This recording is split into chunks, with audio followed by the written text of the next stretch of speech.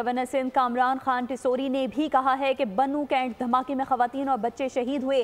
दहशतगर्दी के हमले काबिल मुज़म्मत हैं। खिताब में उनका मजीद कहना था कि इन हमलों में भारत मुलविस है। कामरान खान टिसोरी ने पाक फौज को खराज तहसीन पेश करते हुए कहा कि अमरीका का सदर भी पाक अफवाज की तारीफ करता है।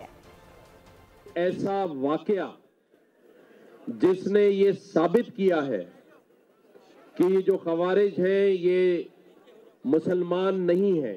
जो बन्नू कैंट में हमला किया गया, मासूम बच्चों को, खवातीन को निशाना बनाया गया है, क्या ये काम कोई मुसलमान इस तरह दहशतगर्दी का निशाना बना सकता है? वो खवारिज और वो दहशतगर्द हैं जो हमारी अफवाजे पाकिस्तान को कमजोर करना चाहते हैं। लेकिन मैं खराज तहसीन पेश करता हूं अफवाजे पाकिस्तान को और उसके आर्मी चीफ को कि उनके जवानों ने उनके उस हमले को नाकाम बनाया, जिस तरह उनको मुंहतोड़ जवाब दिया।